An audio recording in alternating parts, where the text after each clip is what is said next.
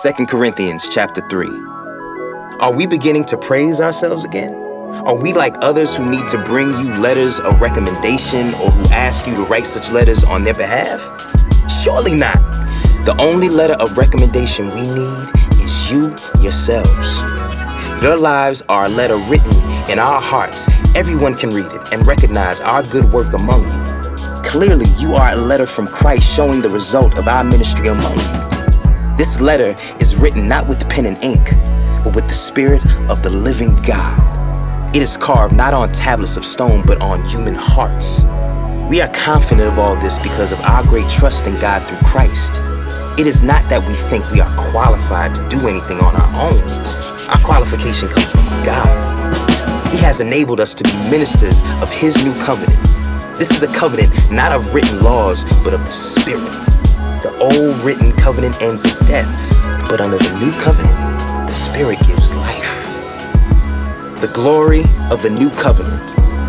The old way, with laws etched in stone, led to death. Though it began with such glory that the people of Israel could not bear to look at Moses' face, for his face shone with the glory of God, even though the brightness was already fading away. Shouldn't we expect far greater glory under the new way, now that the Holy Spirit is given life? If the old way, which brings condemnation, was glorious, how much more glorious is the new way, which makes us right with God? In fact, that first glory was not glorious at all compared with the overwhelming glory of the new way. So if the old way, which has been replaced, was glorious, how much more glorious is the new, which remains forever? Since this new way gives us such confidence, we can be very bold. We are not like Moses, who put a veil over his face so the people of Israel would not see the glory, even though it was destined to fade away. But the people's minds were hardened.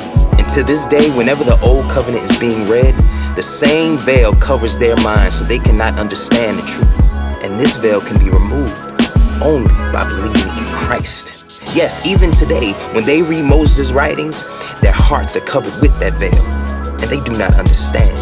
But whenever someone turns to the Lord, the veil is taken away. For the Lord is the Spirit, and wherever the Spirit of the Lord is, there is freedom. So all of us who have had that veil removed can see and reflect the glory of the Lord. And the Lord, who is the Spirit, makes us more and more like Him as we are changed into His glorious image.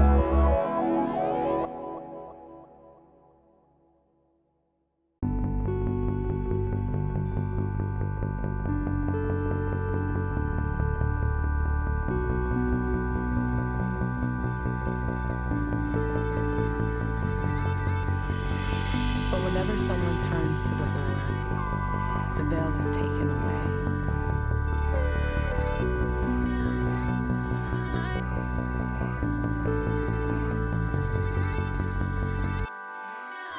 For the Lord is the Spirit.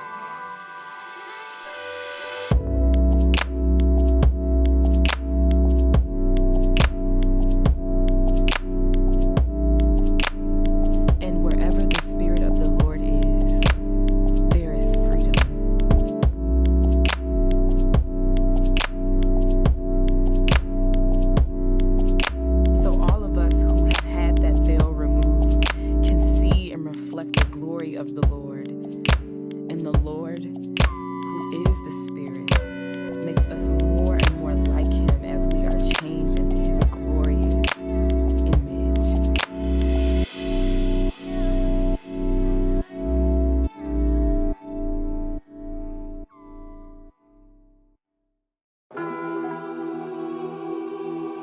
Exodus chapter 33. The Lord said to Moses, "Get going, you and the people you brought up from the land of Egypt. Go up to the land I swore to give to Abraham, Isaac, and Jacob. I told them, I will give this land to your descendants, and I will send an angel before you to drive out the Canaanites, Amorites, Hittites, Perizzites, Hivites, and Jebusites. Go up to this land that flows with milk and honey, but I will not travel among you, for you are stubborn and rebellious people. If I did, I would surely destroy you along the way." When the people heard these stern words, they went into mourning and stopped wearing their jewelry and fine clothes. For the Lord had told Moses to tell them, "You are a stubborn and rebellious people.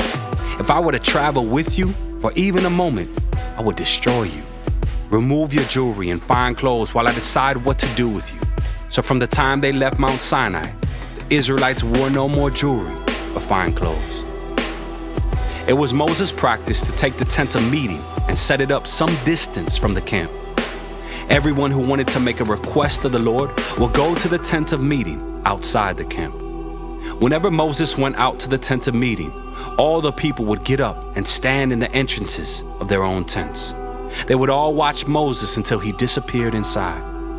As he went into the tent, the pillar of cloud would come down and hover at its entrance while the Lord spoke with Moses.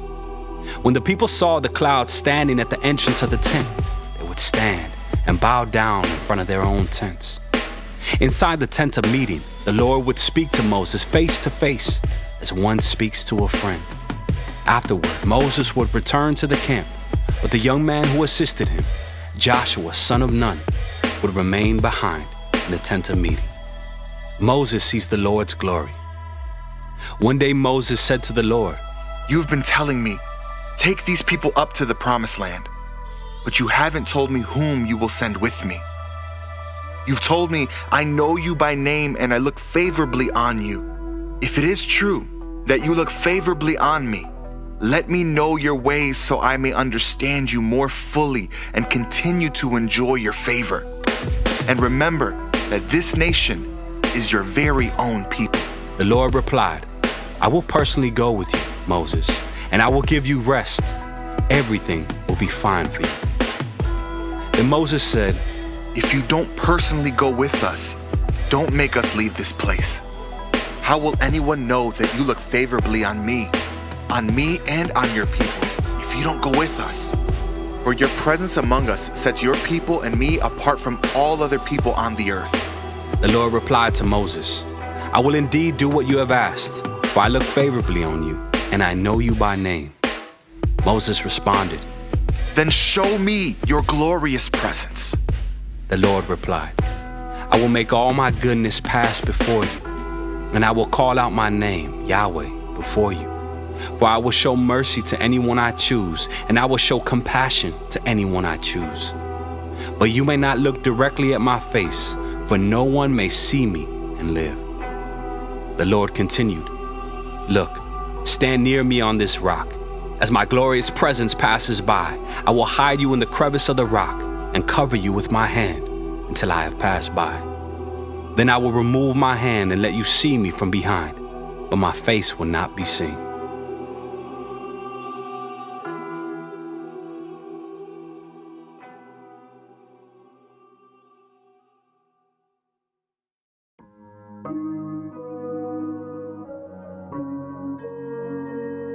Exodus chapter 34, a new copy of the covenant. Then the Lord told Moses, "Chisel out 2 stone tablets like the first ones. I will write on them the same words that were on the tablets you smashed. Be ready in the morning to climb up Mount Sinai and present yourself to me on top of the mountain. No one else may come with you. In fact, no one is to appear anywhere on the mountain. Do not even let the flocks or herds graze near the mountain." So Moses chiseled out 2 tablets of stone like the first ones. Early in the morning he climbed Mount Sinai as the Lord had commanded him, and he carried the 2 stone tablets in his hands. Then the Lord came down in a cloud and stood there with him, and he called out his own name, Yahweh. The Lord passed in front of Moses, calling out, "Yahweh, the Lord, the God of compassion and mercy. I am slow to anger and filled with unfailing love and faithfulness. I lavish unfailing love to 1,000 generations. I forgive iniquity, rebellion, and sin. But I do not excuse the guilty. I lay the sins of the parents upon their children and grandchildren. The entire family is affected, even children in the 3rd and 4th generations." Moses immediately threw himself to the ground and worshiped, and he said, "O Lord, if it is true that I found favor with you, then please travel with us. Yes, this is a stubborn and rebellious people, but please forgive our iniquity and our sins. Claim us as your own special possession." The Lord replied, "Listen, I am making a covenant with you in the presence of all your people. I will perform miracles that have never been performed anywhere in all the earth or in any nation.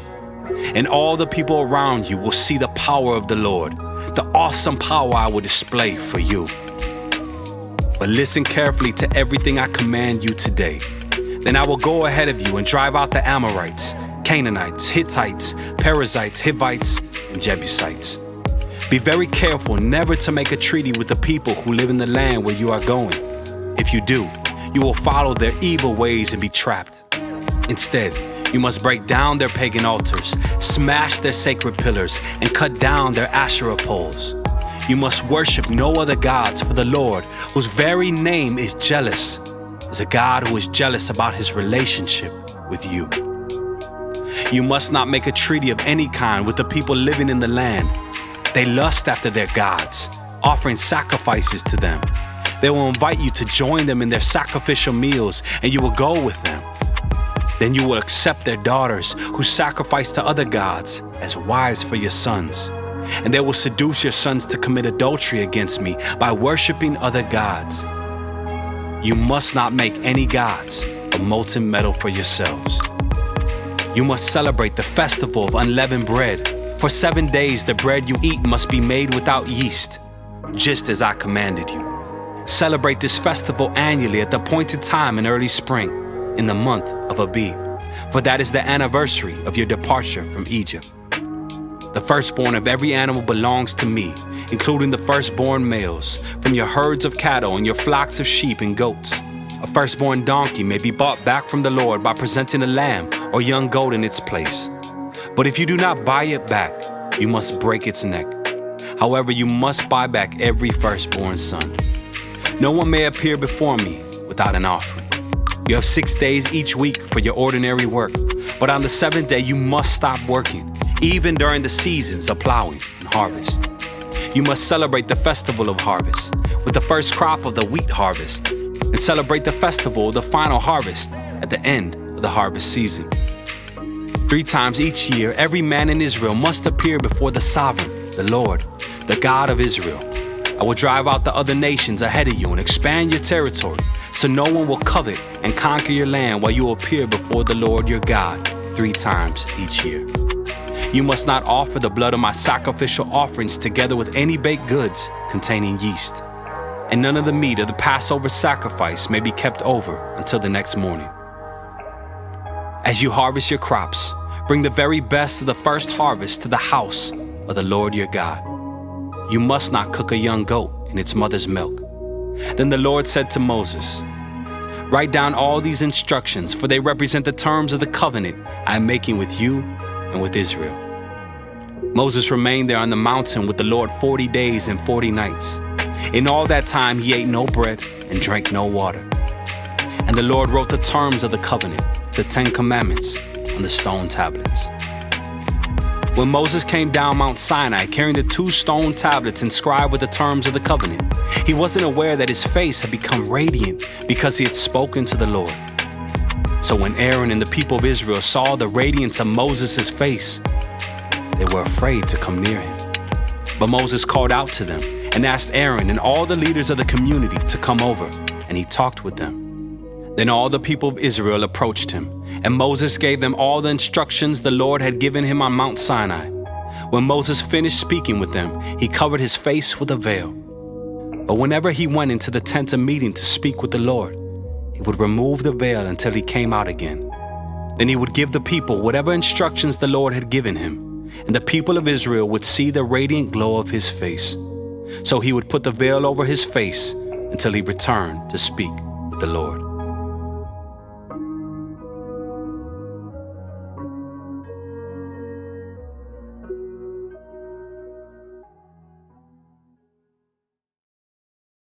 The Bible is a collection of many ancient Israelite scrolls, and together they're telling one unified story. Now, if you look at the second scroll, Exodus, you'll find 2 important sentences. They're actually so important that they're referenced and re-quoted over 20 more times within the Bible itself. It must be important. What does it say? Yahweh, Yahweh, that's God's name, a God compassionate and gracious, slow to anger, overflowing with loyal love and faithfulness. I can see why it's repeated so often. These attributes of God are really lovely. And the statement goes on. He maintains loyal love for thousands, forgiving iniquity, transgression, and sin. Yet he won't declare innocent the guilty. He will bring the iniquities of the fathers upon the children and grandchildren to the third and the fourth. Okay, hold on. This last part takes a bit of a turn. We're first talking about God's love, and suddenly it's about his judgment on grandkids. So, is God merciful or vengeful? Yeah, great question. Let's see these words in a larger context by looking at something important in Genesis, the first scroll of the Bible. There, God chooses one family, the Israelites, from among the nations, and he promises that he's going to rescue the whole world through this family somehow. And Genesis ends with the family of Abraham in Egypt. Then the book of Exodus begins, and this book has two large movements. Right, okay, so this first movement of Exodus, God rescues Israel from slavery in Egypt. And in the second movement, God leads them to Mount Sinai, where they camp out for a year. And God invites this whole nation into a partnership called a covenant, so that they can be shaped by his values and character. And represent God to all the other nations. Exactly. Now, this whole Mount Sinai movement in Exodus can be broken up into 4 literary units. First, there's the actual ceremony where the Israelites agree to be God's partners. And God sets up the terms of the relationship, starting with the 10 commandments. The first 2 are, don't give your allegiance to other gods, and don't make any idol images of God. Seems simple enough. After that, God shows Moses detailed blueprints for building this sacred home so that God can come and live among them. Oh, right, and then comes a really long narrative about the building of that sacred home. But you missed something. Right in between these sections is the story that has our description about God's character. The story begins with Moses going up on the mountain, writing down the partner agreement, as the Israelites are at the base of the mountain, violating the first 2 commands. That's ridiculous. They're breaking the covenant vows while the ceremony is still going on. Yes. And so God is hurt and angry, and he warns Moses that this betrayal will keep on happening. God is ready to call it quits. But what about his promise to rescue the world through them? Yeah, exactly. This is what Moses brings up. And so, what is God going to do? Should he end the partnership, which would be fair? Or will he be faithful to his promise to Abraham and show them mercy? Yeah, exactly. Now, look back at the words that we began with, and you'll see they're about this very tension between God's mercy and his justice. Okay, so the statement opens like this: a God compassionate and gracious. In Hebrew, this line has 3 words that rhyme. El Rahum V'Chanun. And the line overflowing with loyal love and faithfulness matches the first, as it also has 3 Hebrew words. Rav Chesed V'Emet. Each of those lines have 2 attributes of God, and they surround a 5th attribute, that God is slow to anger. Right. Now, that's the first half of this description of God. Then comes the second half. God maintains loyal love for thousands. And how is he going to remain loyal to people who keep rebelling against him? By forgiving iniquity, transgression, and sin. But God's forgiveness doesn't mean people can just do whatever they want. Right. God's mercy is balanced in what follows. Yet he won't declare innocent the guilty. He'll bring the iniquities of the fathers upon the children and grandchildren to the third and the fourth. The third and the fourth what? Well, it's referring to generations of people who repeat their ancestors' rebellion against God. They'll get what they deserve. But notice, this small number of generations contrasts that massive number up above. God's loyal love to thousands. Right. And then check this out. God's forgiveness of iniquity in this line is contrasted with his justice on iniquity in this line. Okay, and all those lines are surrounding a central line here about God's justice. He will not declare innocent the guilty. So while God is slow to anger, he is also just. Right. This is the tension that these 2 sentences are exploring. How does a faithful and loyal God deal with such a rebellious people? This is the challenge God faces in this story, and it's the same challenge he faces in the whole biblical story as he works to rescue the world through this family. With that in mind, we can take a closer look at these 5 attributes that God declares about himself to Moses. A God compassionate and gracious, slow to anger, overflowing with loyal love and faithfulness. And we'll see how each one leads us deeper into the character of God and into the story of the Bible.